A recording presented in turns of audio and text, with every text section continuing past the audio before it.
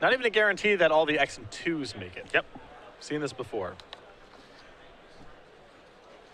It's a Blackleaf Cliffs. It's an Inquisition of Kozilek to get things started. See Paul's hand with the Path to Exile, Eclectic Company, a Scavenging Ooze, Noble Hierarch, and a Wild Nacatl, a couple of lands there in Windswept Heath and Wooded Foothills. Solid opening here. Normally, the discard spells are pretty potent against this style of deck when you're following it up with removal spells or your own threats, but Paul gets a little bit of staying power here with Collected Company, and that can't be touched by the Inquisition. So Sung Wook will write down the contents of Paul's hand.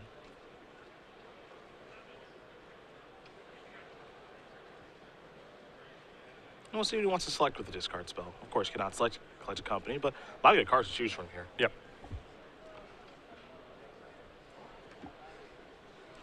See Sung Wook's hand. It's got Tarmogoyf over there. Looks like another discard spell too. The creatures feel interchangeable enough in this hand that I wouldn't be surprised to see him snag Path to Exile here. Oh, Nacatl. Time for that to go. Maybe a little surprising there.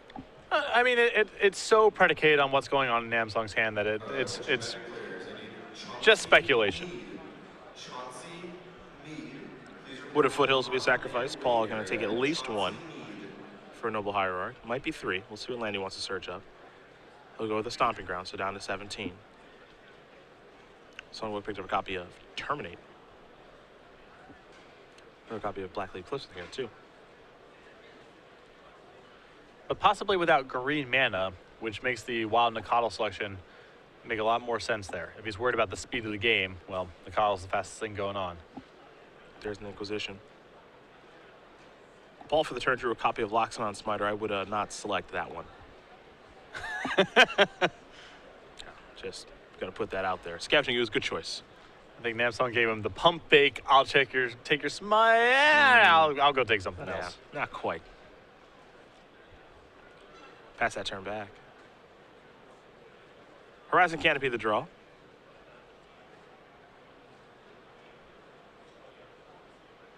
It's a Windswept Heath.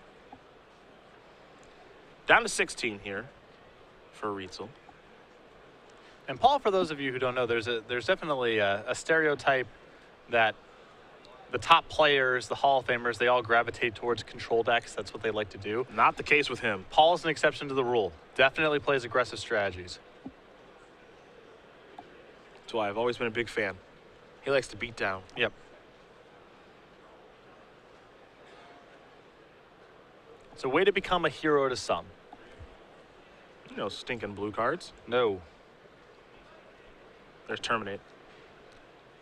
And Sung Wook with a little bit of mana trouble, so he's got to slow down Paul's ability to cast Collected Company. In the meantime, beatdowns with the Smiter. Here's a Tarmogoyf. Horizon Canopy, going to leave the mana available to cast Path to Exile, pass the turn back. This is kind of what we talked about, where if things don't line up correctly, of course Jund has a ton of removal, but you stumble, you fumble, these creatures hit hard. Yep. I mean, this is a consequence of Namsong just missing a color and land drops, but these creatures don't mess around. I mean, this game could be over very, very quickly. Even if Namsong strings together a couple lands in a row, he might just get templed out of the game, especially with the Collected Company waiting. Dark Confidant to play. No land draw. Tarmogoyf for 4/5, Smiter a 4/4. They're coming into the red zone. Down to 8 for Nam. Temple Guard going to enter the battlefield untapped.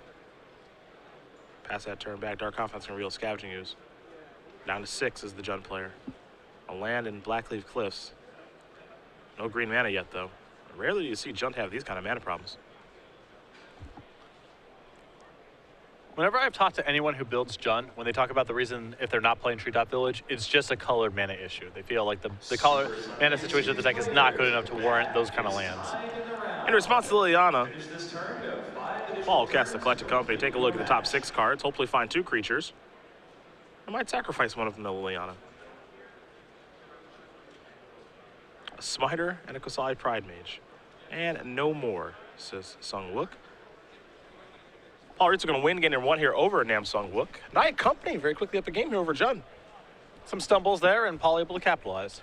Sideboard time, and we take a look at 3 copies of Feed the Clan, 3 Thunderbreak Regions, a Seal of Primordium and Outpost Siege, the Sowing Salt, the 3 copies of Fulminator Mage, an Ancient Grudge, an Anger of the Gods, and a Shatterstorm. I know we saw that sideboard from Nam last round, but it was against Obzon. It's got to be a little different here against Naya Company. Well, the only card that I'm 100% on board with in the entire sideboard, the one copy of Anger of the Gods. Very solid against Paul's deck.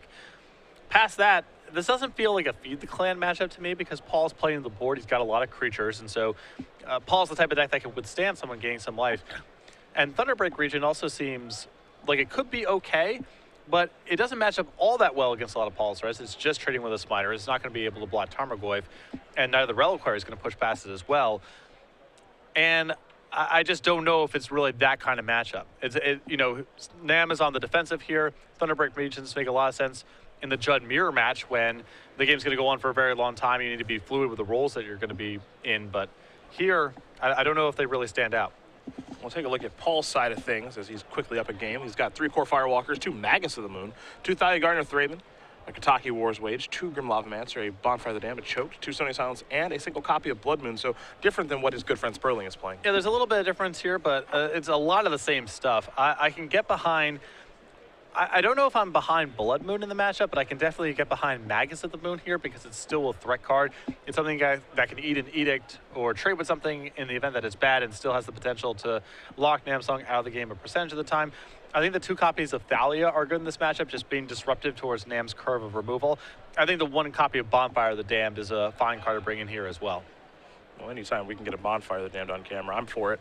It's been a while. Yes. You don't get to see a lot of it. Standard, all over the place. A lot of Bonfire moments. Modern, much less frequent. When people ask me what my favorite Magic cards of all time are, Bonfire of the Damned is certainly within the list.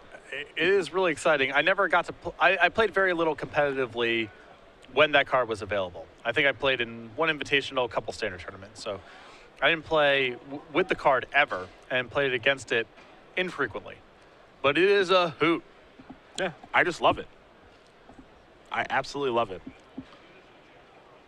And this seems like makes for great moments. And this seems like a good matchup for Bonfire. Namsung has some creatures in his deck. Also, having a little extra burn in the deck is not bad for Paul in this matchup because if Namsung's doing his thing, he's grinding the game down. It's going to go on for a very long time. And having an out as powerful as Bonfire is a nice thing to have. These players will shuffle up here for game number 2. If you are just joining us, Cedric Phillips, Patrick Sullivan here in the booth. We've got Ken Crocker and Nick Miller on the sideboard doing your deck techs, your quick questions, and picking your matches. And of course, the rest of the SCG Live crew. So we get ready for game number 2 here between Namsung Wook and Paul Rietzl. At SCG Live, hashtag GPCharlotte all weekend long for your questions. We love answering them. You can also send them directly to me at Cedric A. Phillips or directly to Patrick at Basic Mountain. As these players still in top 8 contention, and Paul very quickly winning game number 1 and getting ready for game number 2 with his Naya Company deck. Pretty innovative thing these guys have got going, him and Matt Sperling, and they're both in pretty good position to do well in this tournament. Yep. Definitely outside the box here. And the deck is interesting because there are some aggressive elements and then there's some late game elements as well. Most of the zoo lists that we've seen with Wild Nakatl, they're focused on trying to win the game on turn 4 or turn 5 with a cheap curve of creatures. This deck is a little bit bigger, has a little bit more staying power, and a lot of that has to do with Collected Company. Nakatl's in the deck essentially because it's too good not to play. But it is an outlier for what this deck is trying to do. It's more in the mid-range camp with an aggressive slant towards it. And of course, Patrick, as Sung Wook is taking a look at his opening hand, we have the, given that it's West Coast time, the Golden State Warriors fans have started tweeting at us. Wonderful. I mean, truly act wonderful. like you've been there before. An Inquisition of Kozilek to start things off. This is how Nam started off the last game. It didn't help him too much. And Paul's hand is, again, pretty good. Solid hand, but, you know, last game you can't read too much into because Nam didn't do a whole lot. Yeah, had those mana issues. That's just what's up there. This is the type of hand from Paul. This is a solid hand, and I would never consider mulliganing this, and especially in a matchup like John where you need all your cards. But a curve of removal spells into something big can tear this kind of hand apart. Yeah, we can see something. Paul plays Wild Nakatl. All right, bolt that. Play your next creature. All right, Liliana that. And all of a sudden, maybe the house of cards crumbles down. Exactly. No, not to say there's a guarantee of that. Just Namsung, I think, has a strategic edge in the matchup, and even Paul's good hands are things that he has a good curve of answers to most of the time. Wooded Foothills. It's going to bring Paul down to at least 19, but it appears to be 17. See the weapon of choice here. It'll be a stomping ground. And this is actually something I love about modding. You know, the mana works for all the decks. Yeah.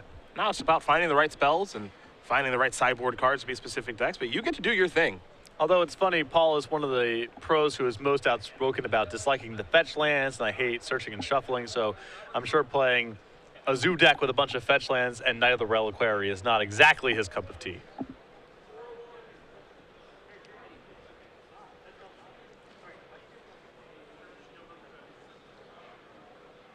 Bloodstained Mire. A crack here. Down to at least 16 is Wook. There's a basic swamp. Perhaps hedging a bit against Blood Moon. Maybe he just doesn't want to take very much damage. Yeah, he's the defensive deck in this matchup. Just he wants to preserve his life total as much as possible. Another Reliquary to draw here. That's a gooder.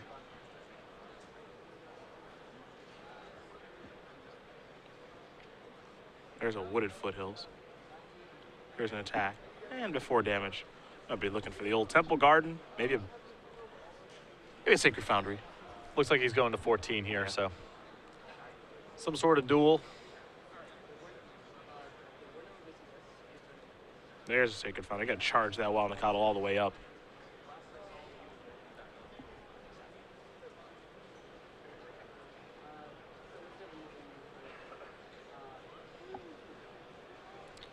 Now, Paul's deck, Sperling's deck, this Night Company deck, it is light on removal. There's only 4 bolts and 4 paths, so the big threats out of Jund are problematic. It's not overloaded with a lot of cheap bolt effects, like some builds of Zoo are. Again, it's a mid-range deck, and it needs to be filled with creatures to maximize Collected Company, so there's only so much space for removal. Might be Scavenging Goose time. Tarmogoyf an option here, too, for Paul. He'll go with the Tarmogoyf. Creature sorcery land in the graveyard right now, so that thing is at 3/4.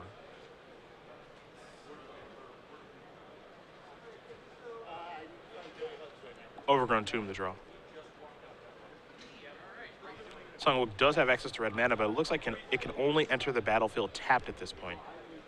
He's going to start by attacking.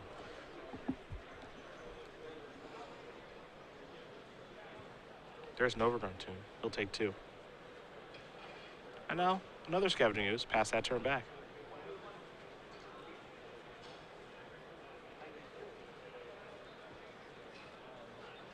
Hey, maybe Paul could have blocked with the Tarmogoyf there? No, because Namsung could eat the Noble Hierarch, which also shrinks the Goyf. Got it.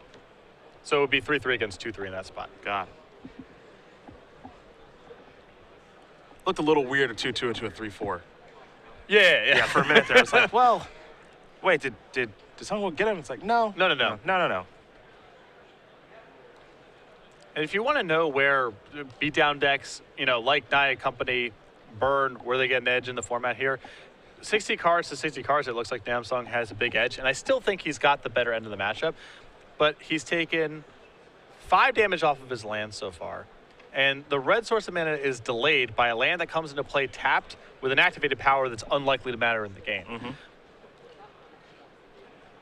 And even though Paul's at a pretty big deficit in terms of power level, that's giving him a shot to stay in this game. Paul kind of offering up the trade right now. Setting in the Wild Mikado into a Scavenging Ooze that's a 2/2 that could turn into a 3/3.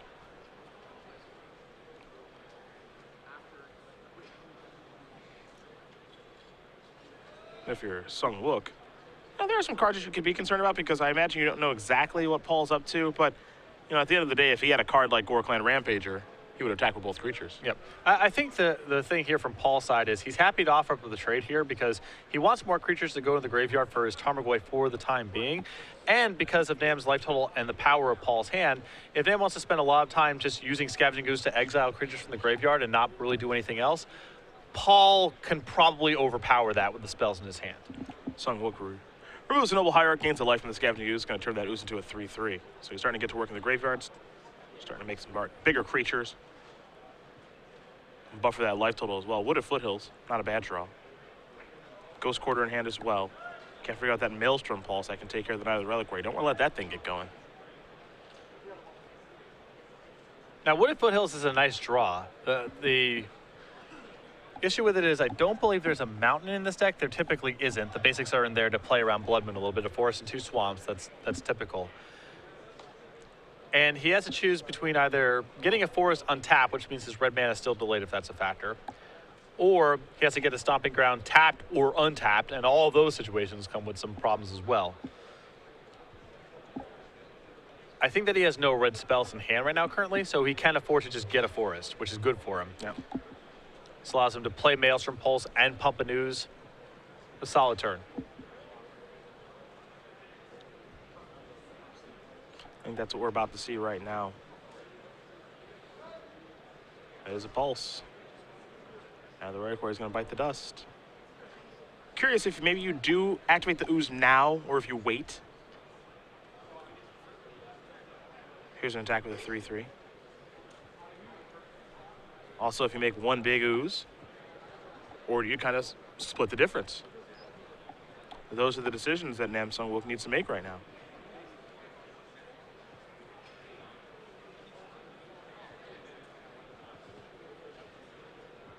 This appears to be coming across with just one Ooze right now. That's a 3/3. Yeah, there's only the one creature in the graveyard here, so Paul can't block with the Tarmogoyf effectively because Namsung can trigger it at a moment's notice.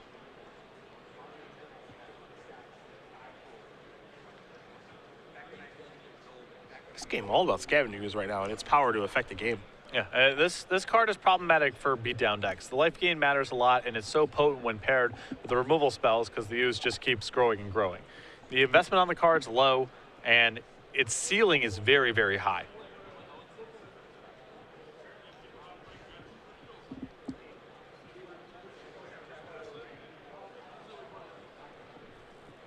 Here comes the Nakatl, much like last turn. Paul just kind of offering up the trade if Nam would like to take it. Will decline again. Down to 5. What's interesting here is 2 Lightning Bolts gets the job done, but I suppose Lightning Bolt's going to be good no matter what. Yeah, at this point, you know, Namsung will probably have to activate the Scavenging Ooze at the end of the turn, and then 2 Lightning Bolts is horrible for him. He loses both the Oozes. He's got nothing going on. He just loses so the game. He goes with the 6, and then he just dies to 2 bolts upstairs. Right. What I'm saying is it's not worth playing around the bolt scenario because 2 bolts is just too hard for him to beat at this stage. And if Paul was sitting on Lightning Bolts, you probably would have seen him before this turn. Maybe fire away There's been really good spots for Paul to cast Lightning Bolt. Now the Reliquary is here again. Scavenging Ooze. It's going to go active. See what it wants to remove. It's going to go, it looks like Knight of the Reliquary. Though, again, Scavenging Ooze has a lot of different things it can do right now. It's having a huge impact on the game. If it wants to shrink Tarmogoyf by removing the sorceries, it can. If it'd like to shrink Knight of the Reliquary by removing the lands in Paul's graveyard, it can. The more green mana, the better right now for Namsung Wook. See, Tarmogoyf is scaled down to a 2/3, only sorceries and lands in the graveyard. Fulminator Mage, the draw here, which is kind of good in the sense that it's a creature that Namsung can get into the graveyard to pump a Ooze. Yeah. And kind of not great because it's low impact and puts another land in the graveyard for neither Reliquary. Yeah, it's weirdly good and weirdly bad at the same time. A strange thing to say. Yeah, it is.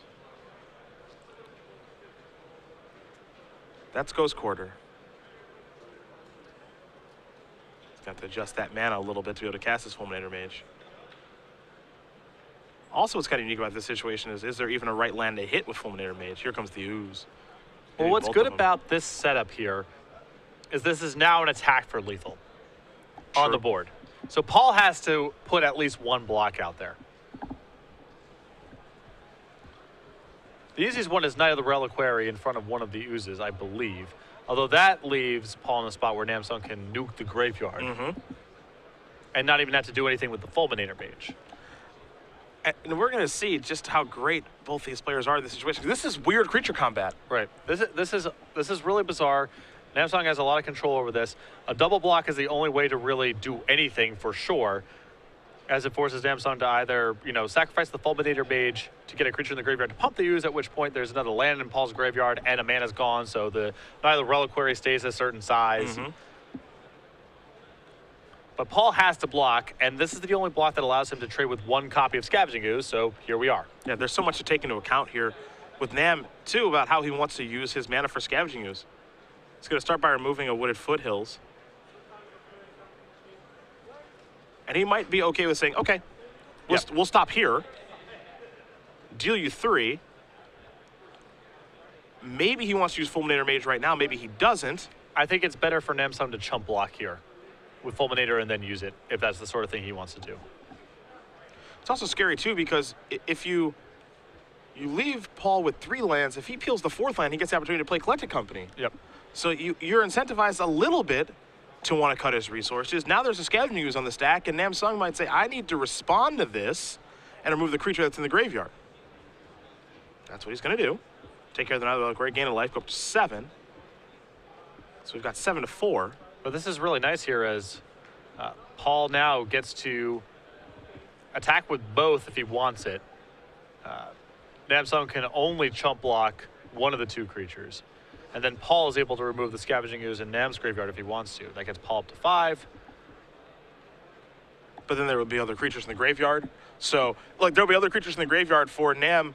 If he draws a removal spell, he can say, kill your ooze, kill you. Exactly. So how many creatures is Paul even supposed to attack with? He can present lethal this turn. But is presenting lethal correct, or is he just supposed to say, you know what, I'm going to hang back on defense, maybe try to play a little bit of a longer game, have this weird ooze battle with you? How aggressive is he supposed to get in this situation? He's even got Collected Company in his hand, so he might be incentivized to say, I'm okay playing a few more turns here, if you'd like to, but when you're playing against Jund, you mostly don't want to play more turns.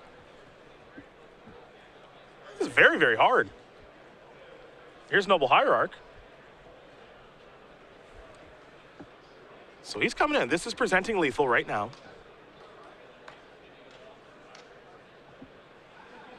Tarmogoyf for 3-4. Wild Mikado, of course, a 3-3. Fulminator Mage has no way to stop it from becoming a 3-3. There will always be a Plains and a Mountain on the battlefield.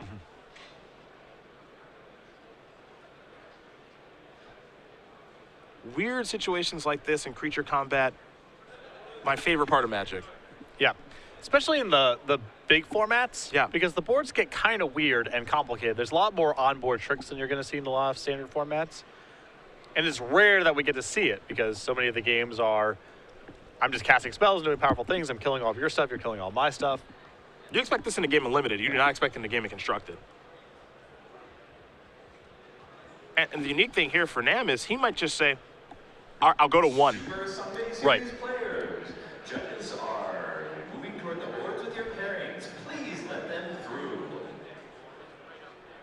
The question I have is how much respect does Paul have for the possibility of a removal spell in Namsung's hand? The attack that he's making here and playing the Noble Hierarch as well seems to indicate to me that he is worried about it and he's trying to protect himself from that. Make Namsung have 2 removal spells, which is really hard to do. That said, Namsung's last turn was so anemic. The Fulminator Mage is not that impactful Compared to what it could have been. Exactly. Yeah. You feel like if it was Abrupt Decay or Maelstrom Pulse or Go for the Throat or whatever, you would have seen that kind of card. And with Namsung missing red mana, I think it's very easy to tell yourself a story that it's a red card. That's what's left over in his hand. Especially. Well, it's yes and no as far as the red mana is concerned. By the way, the block here is a block on Tarmogoyf, and now before damage resolves, Nam is going to sacrifice the Fulminator Mage to take care of the Stomping Ground. 3 damage is going to come through. It's 4-4. It's weird because I agree with you on the surface about it's a red card. He's stuck on red mana, but at the same time, he had a Wooded Foothills 2 turns ago where he could have gotten the red mana but chose the green mana, which I think is correct, given the Scavenging Ooze that's in play.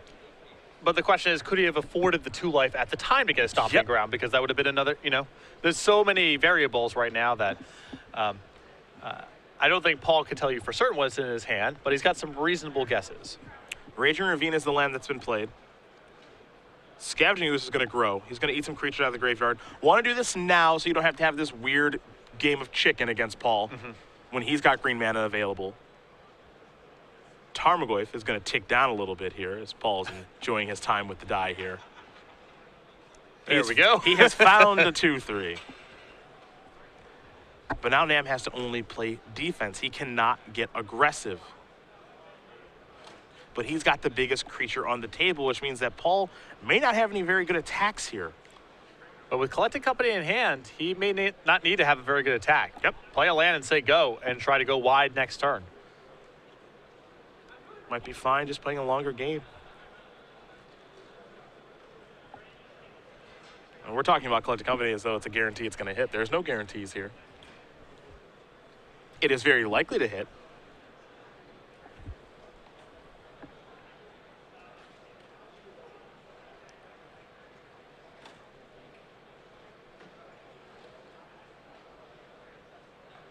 There's a land.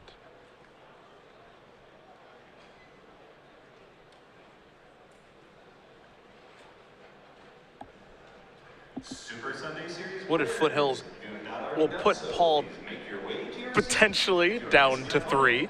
Yep. I think you know a spell that deals 3 points of damage, and Nam has finally just found red mana. So now Paul has to be concerned with that. There are no creatures in the graveyard currently to remove to Scavenging Ooze, so there are so many different things that he has to run through his head, and he's just going to pass the turn back.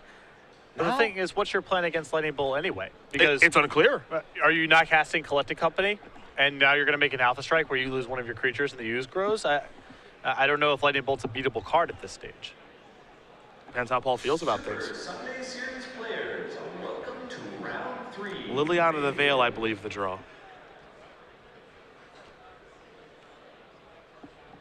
Not great right now, Paul, with some expendable creatures. Doesn't really need the Noble Hierarch once he casts the Collecting Company. We do have to keep in mind, however, as Liliana will be placed onto the battlefield and tick down, causing Rietzl to sacrifice a creature, that this will be a creature that goes in the graveyard for Scavenging Ooze. So we can't forget about that. Paul's going to very quickly go down to 3, so he's decided, you know, if you have Lightning Bolt, good beats all around. Right. It's so dangerous too, because it's easy to tell yourself the story of he had one card in his hand, it was Lightning Bolt, and then he drew Raging Ravine last turn. So if I'm in Paul's seat, it feels likely, but I don't know what the plan is against Lightning Bolt here anyway. Yep. So I think Paul just has to cast his Collecting Company and try to give himself enough resources to beat Liliana and go around the Scavenging Ooze. You take that moment to kind of assess things as a player to say, you know what, he did just play red mana. If he has Lightning Bolt, it's unclear if I can beat Lightning Bolt anyway. As you assess the game, you might come to the decision of, I can't beat Lightning Bolt. Yep. So if you have it, fair enough. That does not appear to be the case. Now here's Collected Company. Sungwook going to rub his hands together, maybe hope for a miss. Again, given the construction of Paul's deck, it's rather unlikely. It looks like he only hit 1. So again, there's no guarantee you hit 2 with that card. No. Scavenging Ooze is what he's found. Now again, Paul will have to sacrifice a creature here.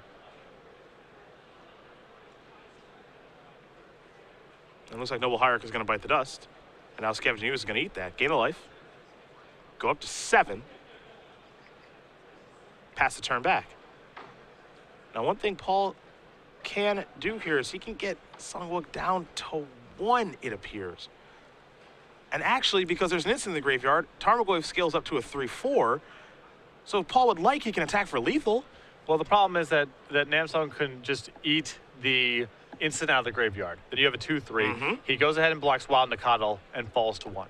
And then attacks back for lethal. Yes. But if you assume that the last card in Namsung's hand is nothing, you can just cast the Nacatl and the Lavamancer, say go, and then hope next turn you can have them all run across the finish line. Sure.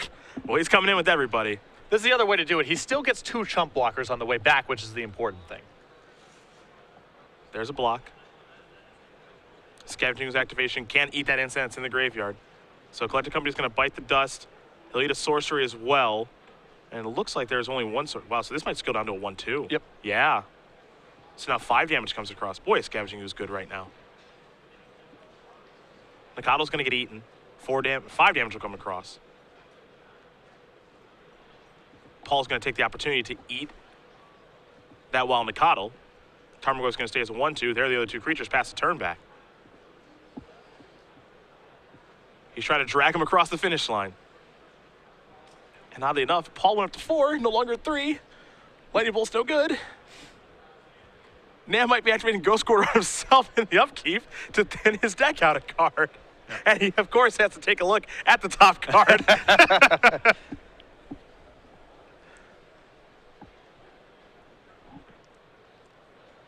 People wondering at home why we watch Namsung Wook back-to-back rounds. He can play some Magic, my friend. The problem right now is there's no mountain in the deck, and so he can't. Oh, excuse me, there is a mountain in the deck. Excuse me, that we had our minor error here. We do have a mountain in the deck, which means Anger of the Gods is still a live draw. I was about to say. Oh my goodness! And that's game. If he has Anger of the Gods, that's game. Okay. And he has one in his sideboard. Yeah. It's in here somewhere. It's conceivable that it's in the deck. Oh, I think it is for sure. Yeah. That was the one card during sideboard that the only one I thought for sure would be coming in. So Namsung still has a draw. Boy, oh boy.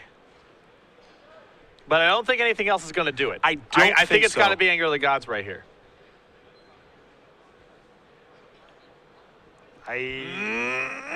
From Catacombs, that is going to do it. Paul Rietzl's going to win this match over Namsung Wook. 2-0. Nia Company. Moving on. It's 10-2 here in the hands of the Hall of Famer. And there's not really one moment that you can point to there to say, okay, where did Namsung lose that game? There's not one turn, there's not one card that Paul played.